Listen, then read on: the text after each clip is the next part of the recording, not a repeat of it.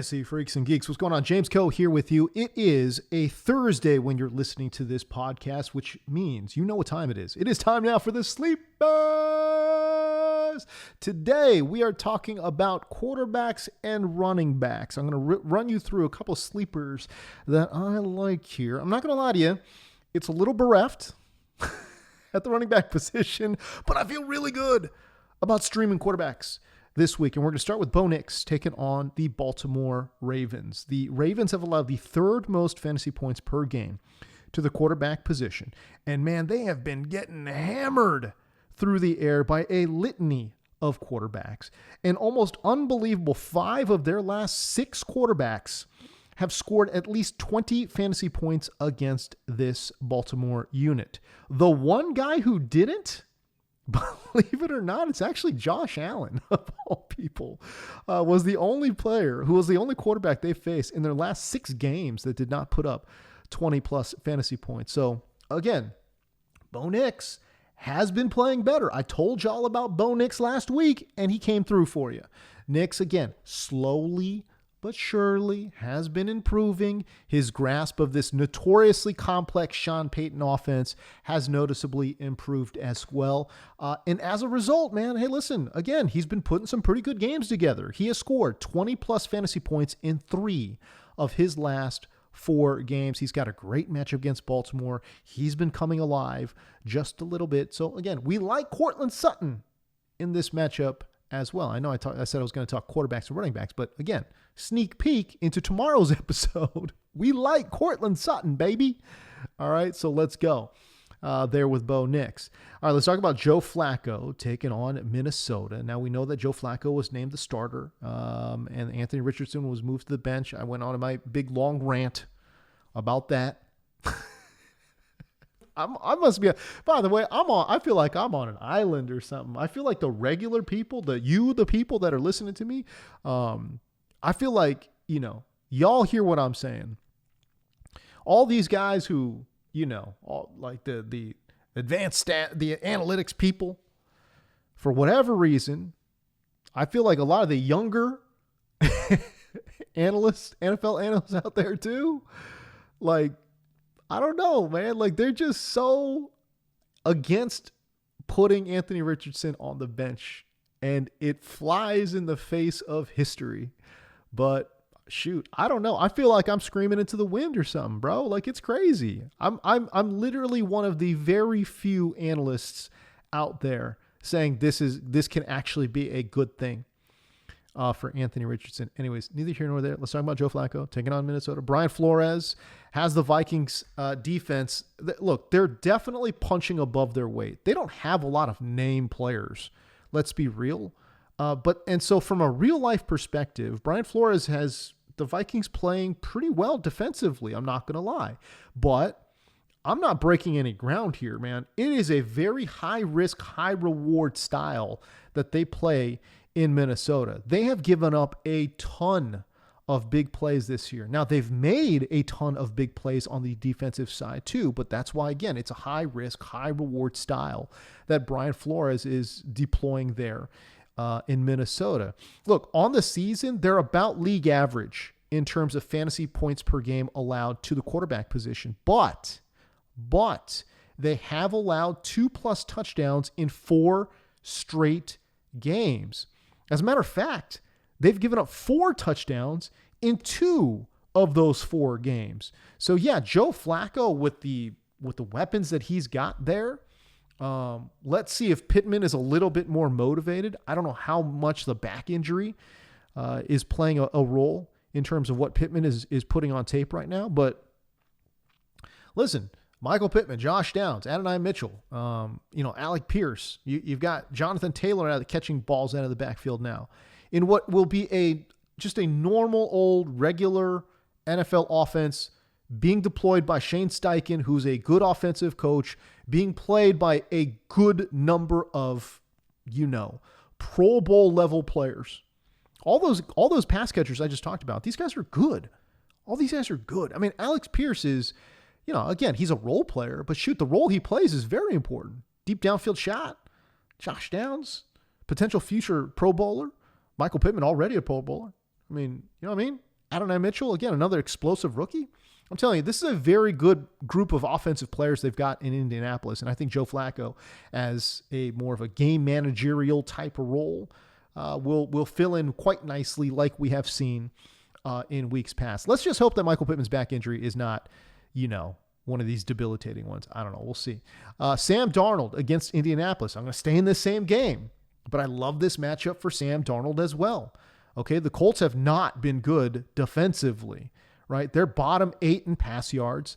They're bottom 8 in completion percentage allowed to that quarterback position.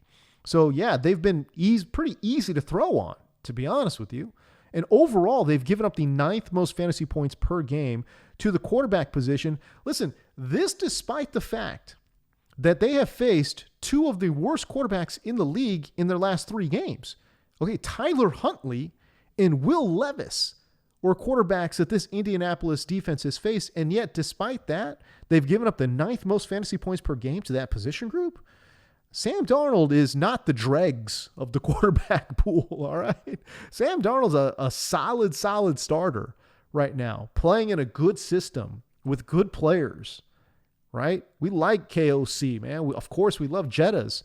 Addison, if he can stop being a dramatic, talking about free 3. Free you from what, bro? Free you from secondaries? Like, how about we just get open out there, bud? Like, let's just do that. Who is Jordan Addison to demand to get free? Free? I don't understand. Free from what? Like, that's what my whole thing about Jordan Addison. If you guys haven't seen this story, Jordan Addison on social media put free 3. Was he talking about like a free number 3 combo from a fast food joint? Like, he can't be talking about himself. I mean, golly. What's going on? What you want to be the number 1 wide receiver? You're on the same team with Jettas, bro. Like, what do you mean free 3? You're getting plenty of targets. All good. What is going on? I don't understand. Wide receivers are so weird, bro. Like, they are. Wide receivers are just so odd to me sometimes, man. Like, I don't know what's going on. Anyways, whatever. We're moving on. Sam Darnold, I like him as a sleeper against the Indianapolis Colts. Caleb Williams against Arizona. He's in Arizona for this ball game. He obviously had a rough game last week. He scored less than 10 fantasy points. That can't be good. And it was in a good spot against Washington. So I understand if there's some hesitation. If there is hesitation playing Caleb Williams, I don't blame you. I don't blame you at all. But it's a good matchup against Arizona. And overall, Caleb Williams has been playing pretty good football over the last 4 or 5 weeks. Okay. The Cards have allowed the 7th most fantasy points per game to the quarterback position. And their pass defense has been, it's been up and down. It's a lot like Minnesota. It's very up and down, but more often than not, they do give up. They tend to give up plays, right? They have the 3rd lowest quarterback pressure rate. And that helps to explain why they have allowed a ridiculous 71.7% completion rate, nearly 72% completion rate. Dude, if you don't get pressure on Sam Darnold and he's working from a clean pocket, throwing at Jordan Addison and Caleb, if you're letting Caleb Williams throw from a clean pocket, throwing to, Rome Odunze, Keenan Allen, and DJ Moore, he can slice and dice. So I think this is really good for Caleb Williams against Arizona. 2nd worst in the NFL. Okay, that is what that 72% completion rate looks like for Arizona. So Caleb Williams, I think, is in a very good spot. Clean pocket, absolutely. We're talking about a different beast. We're talking about Caleb Williams. He gets in a little bit of trouble when he sees a lot of pressure. The offensive line obviously has not been good, but clean pockets, 2nd lowest. We're talking about the 2nd lowest, quarterback pressure rate. 3rd lowest quarterback pressure rate. I'll take that. I think he gets it done this week with a couple of touchdowns against Arizona. So Caleb Williams, a pretty solid sleeper. A name that you're not going to hear on this list, not on my sleeper list this week. Famous Jameis Winston, Mr. Crab Legs himself. I love Jameis Winston. Shoot, I love Jameis. I was telling y'all about Jameis Winston last week. I said, this week I said, Jameis Winston, you got to pick him up. But I said that with a caveat. Because the schedule for the Cleveland Browns, especially from a pass defensive scheduling standpoint, not looking good. And it starts this week. The Chargers have been lights out, man. Jim Harbaugh and defensive coordinator Jesse Minter, they've transformed this Chargers defense. They really have.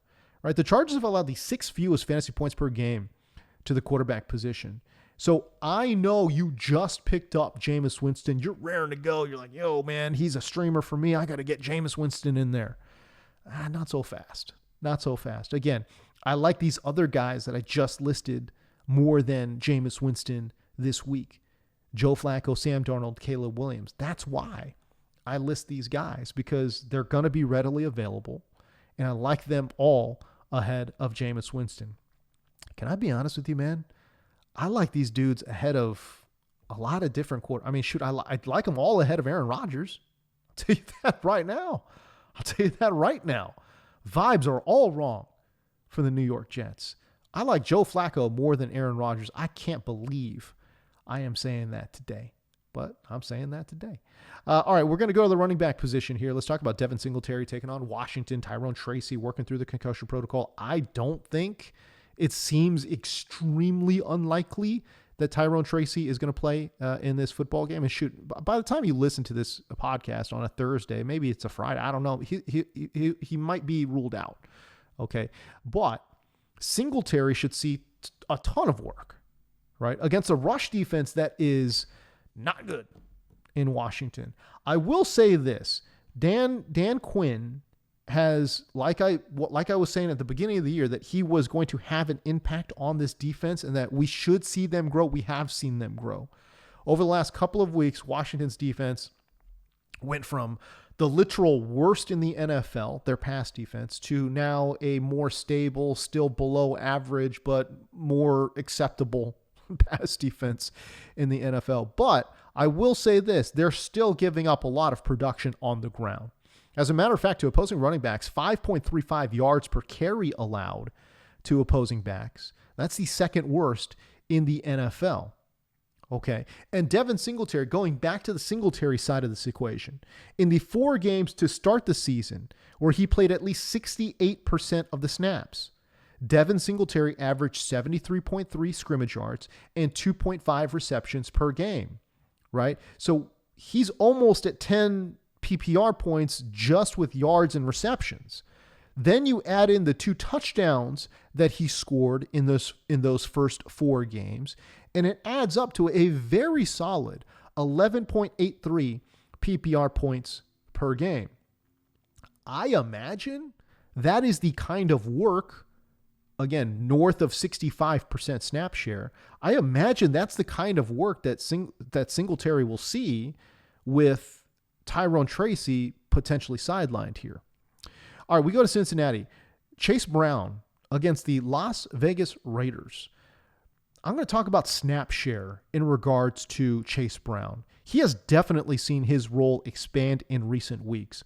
He's played 62%, 58%, and 48% of the snaps over his last 3 games. And I know what you're saying to yourself. You're saying, Co, that's really not that impressive. I mean, a high of 62%? Right, I get it. But keep in mind, in his first 5 games, he never broke more than a 40% snap share, right? So for him to be at 48, 58, 62, that tells me that they're definitely playing him a lot more significant snaps is what I would say in regards to Chase Brown and that Bengals offense.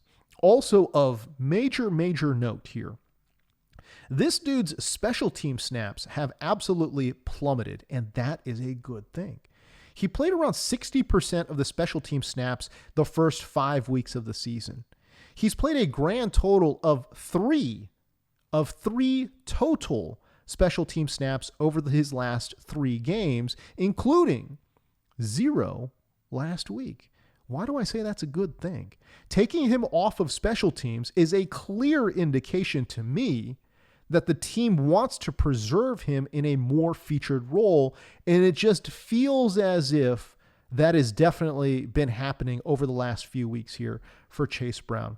I just think he's a more explosive player than Zach Moss, and I think he's a more natural pass-catching running back there for this unit as well. It could very well be that ends up flipping on its head. Maybe Zach Brown's dealing with a little something, and we don't know. Okay. But I will say this, Chase Brown has scored 11 plus PPR points in 4 of his last 5 games, right? Not just his last 3, 4 of his last 5. And by the way, the Raiders have allowed the 10th most fantasy points per game to this position group. So it's a good matchup. We have an emerging player, a young player who's a good athlete in Chase Brown. I don't know. All that stuff to me adds up. I like what I'm seeing right there. So Chase Brown, a solid sleeper play for you here in week number 9. All right, this is my last one. And like I said, there's not that many sleeper running backs. First of all, that market is drying up badly. Okay. Second of all, some of the best matchups on the board are going to star players. So those guys are not going to make this list. So obviously, if you've listened to my content enough, I look for good matchups. And then I look for athletic traits and role and snap share and all that kind of stuff to kind of sort of find these guys. And that's how I get to my sleeper list. This one right here it's one half of the equation, and let me explain. Deep sleeper Blake Corum against Seattle. It's going to be slightly rainy up there in the Pacific Northwest this week, and I'm just going to say this is a pure hunch play. You're only playing Blake Corum if you are absolutely desperate at this position. I'm talking you've got injuries up and down the board, maybe some bye weeks as well. Maybe you've been working with Jordan Mason. You missed on Isaac Guerrero. You've got other injuries. You are desperate at running back. You need somebody. Blake Corum is a deep sleeper pick for me. Look, the Seahawks have allowed a league worst 132 rush yards per game. League worst, right? But that's why I'm saying it's half of the equation. In terms of the matchup, it's great. It's a good matchup. But Corum has done absolutely nothing this season. Okay, now that being said, we have seen his snaps tick forward just a bit over the last 3 games. He's playing over 10% of the snaps recently over his last 3 games, up from a literal 0 snaps that he was playing in I believe his previous 2 or 3 games, right? So his snap share has ticked up just a tiny little bit, right? And so I wonder if he does see just a tiny little bit more here in week number 9 against a Seattle defense that's giving up a lot of rush yards, right? And I don't know why, but I have a hunch. I just got that feeling, man, that Corum breaks a big one this week and maybe falls into the end zone. Maybe. Not for nothing. It is a semi-revenge game for Blake Corum. Okay, revenge. It's a semi-revenge game, and you're saying, how is this a revenge game, bro? Okay, on the other sideline, remember, this is in Seattle. Hop, skip, and a jump away from UW. Who's the offensive coordinator for Seattle right now? Former UW OC, Ryan Grubb. Ryan Grubb and UW, right? They played Michigan. Okay, they beat Michigan. So, Michigan beat UW. So, I guess, I don't know if the revenge narrative really works here, but I'm just going to throw it out there. Because I'm grasping at straws right now, trying to figure out a way. Why do I like Blake Corum other than just a crazy, weird hunch? Okay, I don't know. Maybe it's just a crazy, weird hunch, but deep sleeper, Blake Corum. Anyways, there are your quarterback and running back sleepers. I may have more as the weeks roll or as the days roll on here. But that's my initial thought at quarterback and running back. Anyways, we're coming back tomorrow with wide receivers and tight ends and maybe some more running backs if I see some more out there. I don't think I will. Anyways, we'll see you tomorrow. More sleepers on the way. Until then, remember, it's never too late to chase your dreams. Peace.